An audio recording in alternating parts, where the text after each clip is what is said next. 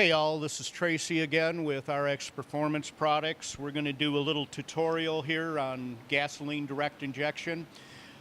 We've got David here that has brought in his new Z06 that's behind us. This is going to be a car that we're going to install our dual valve catch can system on that prevents the majority of the intake valve coking and other issues inherent. And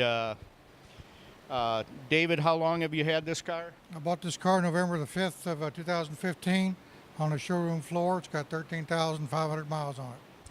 Thing looks like brand new, and he's done a great job of customizing it. So, all right, we're going to start out first here on discussing the issues with direct injection over the past port injection engines.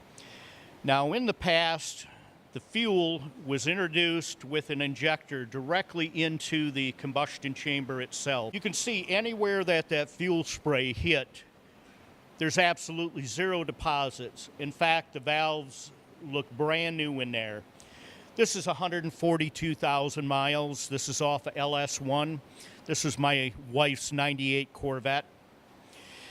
And this is to show you what a valve would look like on a port injection engine. No deposits, because the detergents in the fuel spraying on the backsides would keep this clean, and the fuel would keep it cool, so deposits would never adhere to it.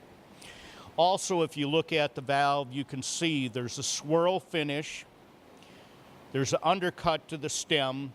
The shape, design, and texture are all critical in the airflow passed into the combustion chamber itself. When deposits stick on and adhere onto these valves, then you're disrupting that airflow. Was never a problem until we came into gasoline direct injection. And this cylinder head here is off a gasoline direct injection engine. You'll notice the injectors now bring the fuel and introduce it directly into the combustion chamber milliseconds prior to top dead center in spark ignition. So you can run a much higher compression, 11.5 to 1 in this instance, on 87 octane regular fuel, because there is no fuel present during the combustion or the compression stroke of the piston. That reduces or nearly eliminates detonation. More power, better efficiency, cleaner burn. All of that was great, but several issues popped up. Number one is the intake valve coking.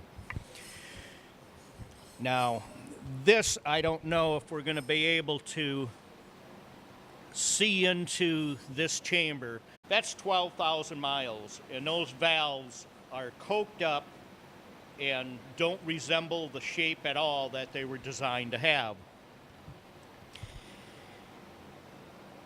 That is one of the most immediate negatives to gasoline direct injection.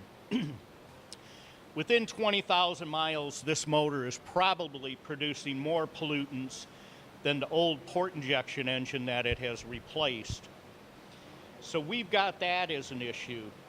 Another issue is, as the fuel, instead of being introduced at 45 to 55 psi into the intake port, is now introduced directly into the combustion chamber at anywhere from 1,000 to 3,000 psi.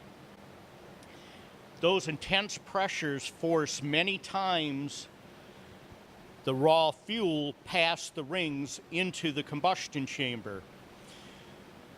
That has negative effect in several ways. Number one is wear, because it's washing the oil down.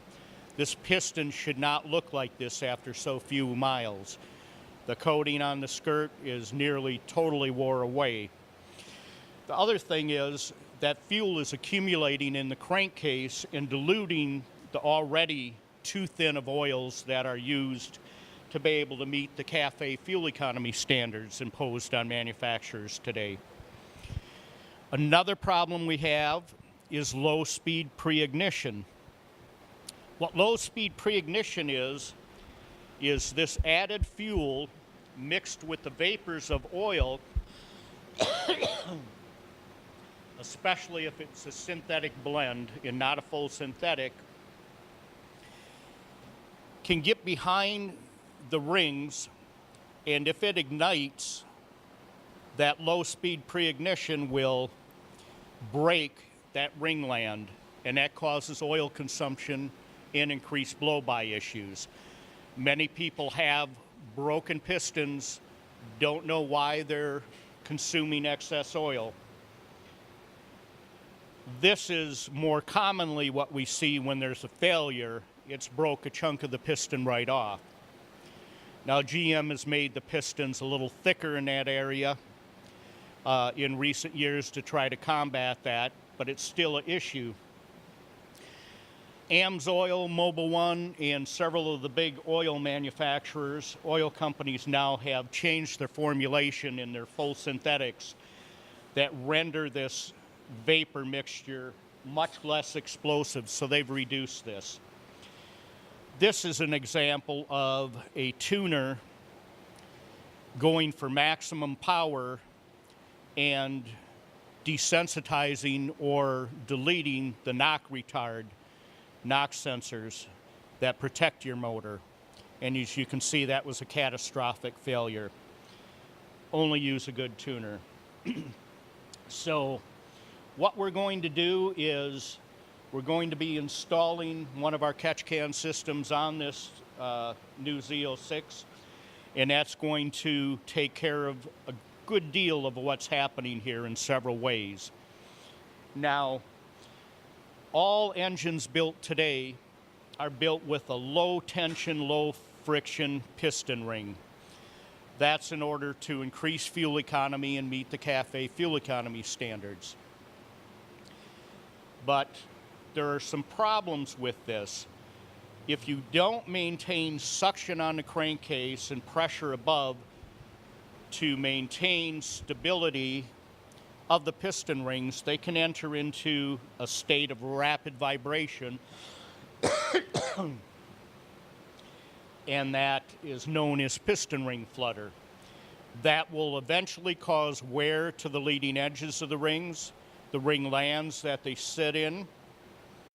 So the other thing that happens is there will be increased wear as those rings are vibrating on the cylinder walls, and they wear in those little divots that engine builders see on high-performance engines. So we want to eliminate as much of this as we can. Now, we can't eliminate 100% of the intake valve coking because some of this is the result of the backfilling of burnt exhaust gases behind the valve again, and that's going to create deposits. The EGR valves and systems of the past engines are no longer used. They do all of this with the variable valve timing and valve opening events. And so we can eliminate up to 85% of these deposits. We can't eliminate 100%. But we can, as we're increasing the evacuation, that's the flushing and removal of the contaminants that are entering the crankcase constantly as blow-by past the rings.